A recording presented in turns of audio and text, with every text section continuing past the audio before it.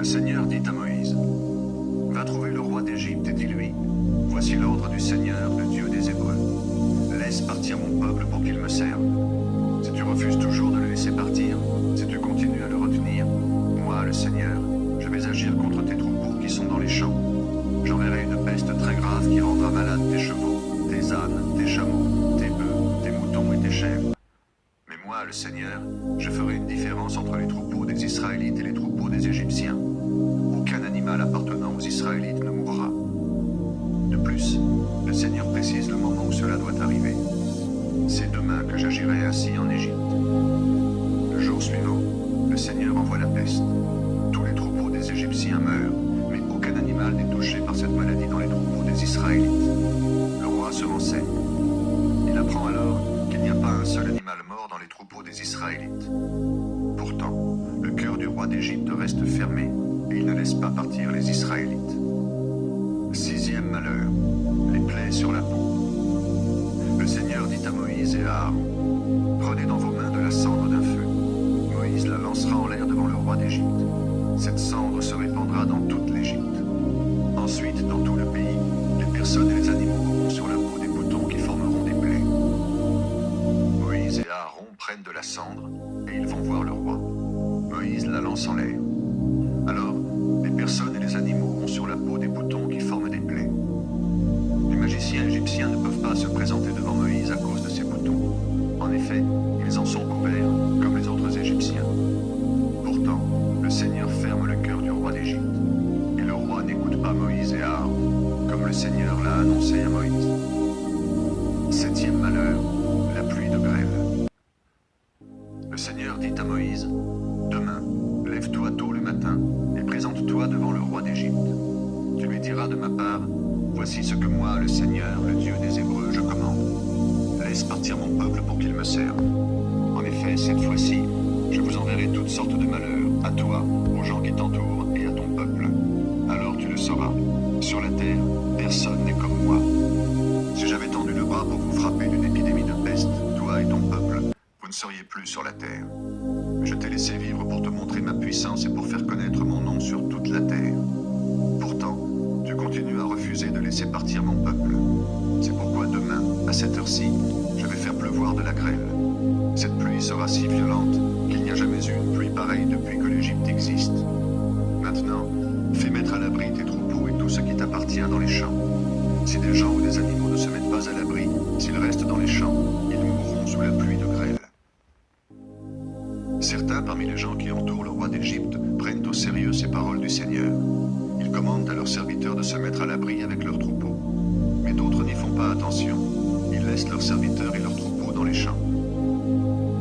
Le Seigneur dit à Moïse, « Lève ton bras vers le ciel, que la grêle tombe sur toute l'Égypte, sur les gens et les animaux, et sur toutes les cultures du pays. » Moïse lève son bâton vers le ciel. Le Seigneur envoie le tonnerre et la grêle. La foudre tombe sur la terre, et le Seigneur fait pleuvoir la grêle sur le pays. Depuis que l'Égypte existe comme nation, les Égyptiens n'ont jamais vu un orage aussi violent. Grêle, foudre et glace en même temps. Dans toute l'Égypte, la grêle frappe tous ceux qui sont dans les champs, gens et bêtes. Elle écrase toutes les cultures et elle casse tous les arbres. La région de Goshen, là où les Israélites habitent, est le seul endroit où la grêle ne tombe pas. Le roi d'Égypte fait appeler Moïse et Aaron. Il leur dit, « Cette fois-ci, j'ai eu tort. Moi et mon peuple, nous sommes coupables. C'est le Seigneur qui a agi avec justice. Priez le Seigneur d'arrêter le tonnerre et la grêle. Je vais vous laisser partir. Vous ne resterez pas plus longtemps ici. » Moïse répond, « Dès que je serai sorti de la ville, je lèverai les mains vers le Seigneur pour le prier. Le tonnerre et la grêle s'arrêteront. Alors, tu sauras que la terre appartient au Seigneur. Mais je sais une chose, toi et les gens qui t'entourent, vous ne respecterez pas encore le Seigneur Dieu. » Le lin et l'orge ont été détruits. En effet, l'orge était en épi et le lin était en fleurs. Mais les céréales comme le blé et les poutres n'ont pas été détruites parce qu'elles poussent plus tard. Si quitte le roi d'Égypte et il sort de la ville, il lève les mains vers le Seigneur pour le prier. Alors le tonnerre et la grêle s'arrêtent et la pluie ne tombe plus. Le roi voit que la pluie, la grêle et le tonnerre se sont arrêtés. Pourtant il commet la même faute qu'avant. Lui et les gens qui l'entourent ne veulent rien entendre. Le cœur du roi d'Égypte reste fermé. Il ne laisse pas partir les Israélites, comme le Seigneur l'a annoncé par l'intermédiaire de Moïse.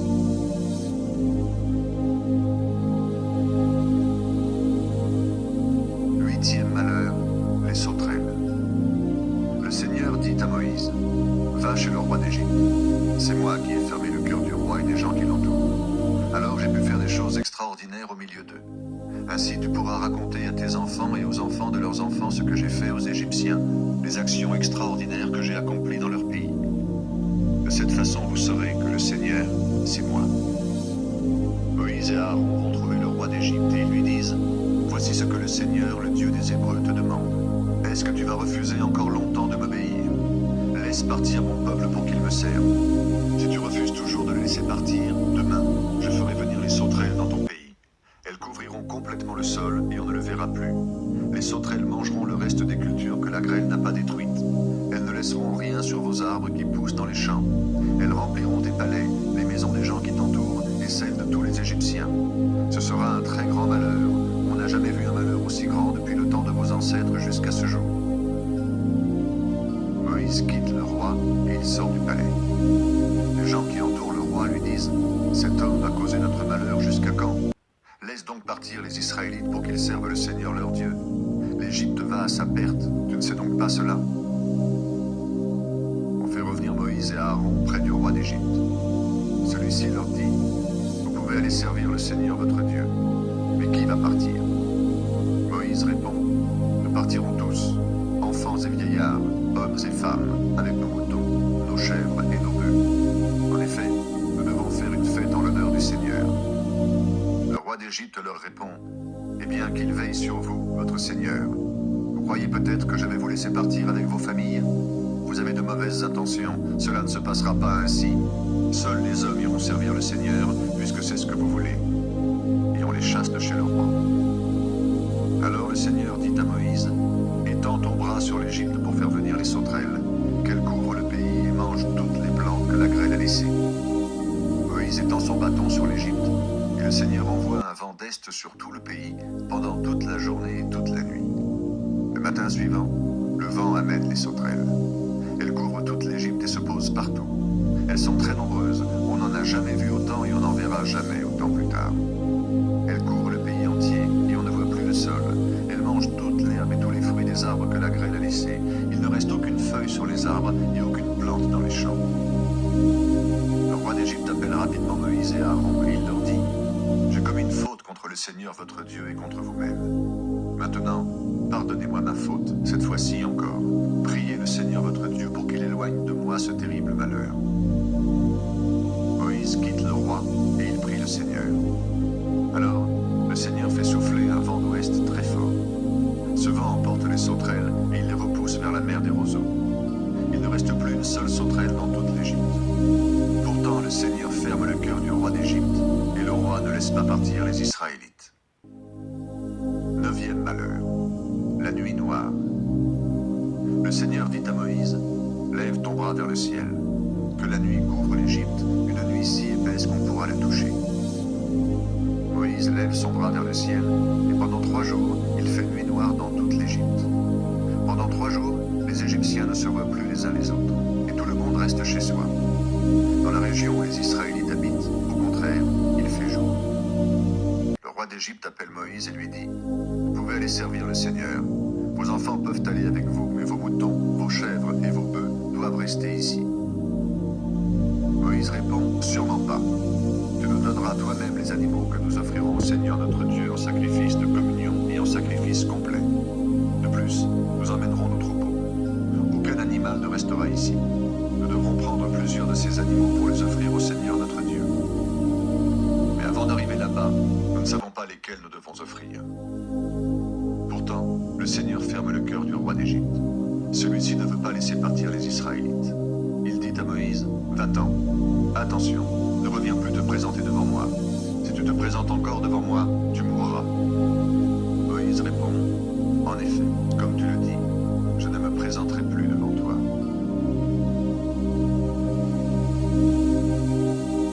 Le Seigneur annonce le dernier malheur.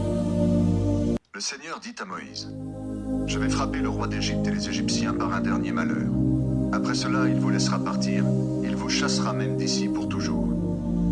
Va donc dire aux Israélites que chaque homme demande à son voisin, que chaque femme demande à sa voisine des objets en argent et en or.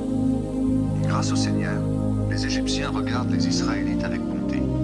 D'ailleurs, en Égypte, Moïse lui-même est un homme important pour les gens qui entourent le roi et pour le peuple.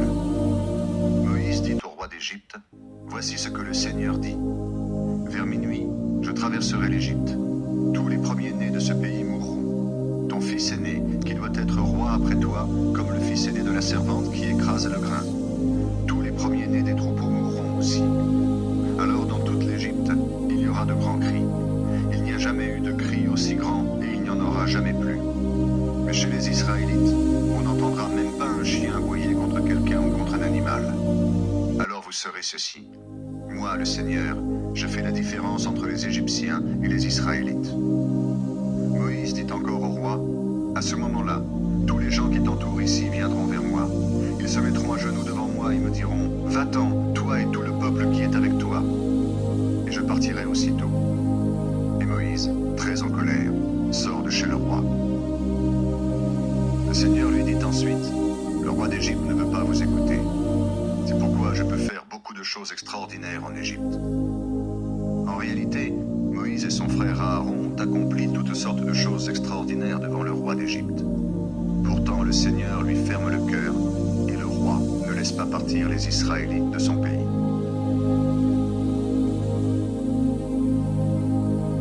La première Pâque en Égypte.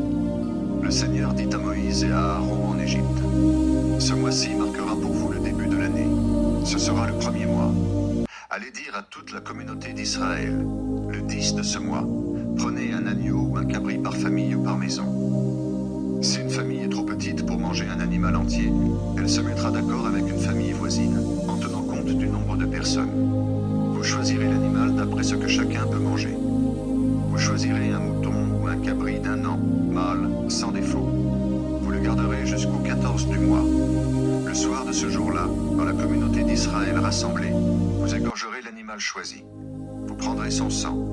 Et dans chaque maison où on mangera un de ces animaux, on couvrira de sang les 2 montants et la poutre au-dessus de la porte d'entrée. On fera griller la viande, puis pendant la nuit, on la mangera avec des pains sans levain et des herbes amères. Vous ne mangerez pas la viande crue, ni bouillie. Vous la ferez griller sur le feu avec la tête, les pattes et les autres morceaux de l'animal. Vous ne garderez rien pour le jour suivant. S'il reste quelque chose le matin, vous le brûlerez. Voici dans quelle tenue vous mangerez ce repas. Les vêtements serrés autour de la taille, les sandales aux pieds et un bâton à la main pour marcher. Vous mangerez vite. Ce sera la Pâque, une fête pour moi, le Seigneur. Cette nuit-là, je traverserai l'Égypte et je ferai mourir tous les premiers-nés de ce pays, les premiers-nés des hommes et aussi des animaux. De cette façon, moi, le Seigneur, je condamnerai tous les faux dieux d'Égypte. Mais sur les maisons où vous habitez, le sang sera un signe qui vous protégera. Je verrai le sang et je passerai au-dessus de vos maisons sans m'arrêter. Ainsi, quand je frapperai l'Égypte, le malheur qui détruit ne vous atteindra pas. Ce jour-là sera pour vous un jour de souvenir et vous ferez une grande fête pour moi, le Seigneur. C'est une règle pour toujours. Vous la respecterez de génération en génération. La fête des pains sans levain rappelle la sortie d'Égypte. Le Seigneur dit encore à Moïse et à Aaron, « Pendant 7 jours, vous mangerez des pains sans levain. Dès le premier jour, vous supprimerez le levain dans vos maisons. Si quelqu'un mange du pain fait avec du levain pendant cette semaine-là, il faut le chasser de la communauté d'Israël. Le 1er et le 7e jour, vous vous réunirez en mon honneur. Ces jours-là, vous ne ferez aucun travail. Vous pourrez seulement préparer le repas pour chacun de vous. Vous respecterez cette fête des pains sans levain. Elle rappellera le jour précis où j'ai fait sortir d'Égypte votre peuple en bon ordre. Vous fêterez cet événement de génération en génération. C'est une règle pour toujours. Le 1er mois, le 14 du mois, le soir, et jusqu'au 21 au soir, vous mangerez des pains sans levain. Pendant 7 jours, on ne devra pas trouver de levain dans vos maisons. Si quelqu'un, un étranger installé chez vous ou un Israélite, mange du pain fait avec du levain, il faudra le chasser de la communauté d'Israël. Vous ne mangerez donc aucune pâte qui contient du levain. Partout où vous habiterez, vous mangerez mangerez des pains sans levain. L'agneau égorgé pour la fête de la Pâque. Moïse réunit tous les anciens d'Israël. Il leur dit, prenez un agneau ou un cabri pour vos familles et égorgez-le pour la fête de la Pâque. Vous prendrez une branche d'hysope, vous la tremperez dans le récipient qui contient le sang de l'animal. Puis vous couvrirez de sang les deux montants et la poudre au-dessus de la porte d'entrée. Ensuite, personne ne devra sortir de sa maison avant le matin. Le Seigneur traversera l'Égypte pour punir ses habitants. Mais quand il verra le sang sur les montants et sur la poutre, il passera et il ne laissera pas le destructeur entrer dans vos maisons. Pour vous et pour vos enfants, ce commandement est valable pour toujours. Quand vous serez entrés dans le pays que le Seigneur a promis de vous donner, vous ferez cette cérémonie. Si vos enfants vous demandent « Qu'est-ce que cela veut dire ?», vous répondrez « C'est le sacrifice offert au Seigneur pour la fête de la Pâque. » Quand nos ancêtres israélites étaient en Égypte, le Seigneur a fait mourir les Égyptiens. Mais il a passé au-dessus de nos maisons sans s'arrêter et il a protégé nos familles. Alors les Israélites se mettent à genoux. Ensuite, ils partent et ils font exactement ce que le Seigneur a commandé à Moïse et à Aaron. Dernier malheur, la mort des fils aînés des Égyptiens. Au milieu de la nuit, le Seigneur fait mourir tous les fils aînés des Égyptiens. Le fils aîné du roi d'Égypte qui devait être roi après lui, comme le fils aîné des prisonniers. Il fait aussi mourir les premiers-nés des troupeaux. Cette nuit-là, le roi, les gens qui l'entourent et tous les Égyptiens se lèvent. Il y a de grands cris dans toute l'Égypte, parce qu'il y a un mort dans chaque maison. Les Israélites quittent l'Égypte. Le roi d'Égypte appelle Moïse et Aaron en pleine nuit et leur dit « Allez, quittez mon pays, vous et tous les autres Israélites. Partez servir le Seigneur comme vous l'avez dit. Prenez vos bœufs, vos moutons et vos chèvres comme vous l'avez dit, et partez. Et demandez à votre Dieu de me bénir. » Les Égyptiens croient qu'ils vont tous mourir. Alors ils poussent les Israélites à quitter le pays très vite. C'est pourquoi les Israélites doivent emporter leur pâte à pain avant qu'elle ait levé. Ils enveloppent le coffre à pain dans leurs vêtements et ils l'emportent sur leurs épaules. Les Israélites ont fait ce que Moïse leur a dit. Ils ont demandé aux Égyptiens des objets en argent et en or et des vêtements. Le Seigneur a permis que les Égyptiens les regardent avec bonté. De cette façon, les Israélites ont enlevé les richesses des Égyptiens. Ensuite, les Israélites partent de la ville de Ramsès vers Sukkot. Ils sont à peu près 600 000 hommes, sans compter les femmes, les enfants et les vieillards. Beaucoup d'autres gens partent avec eux.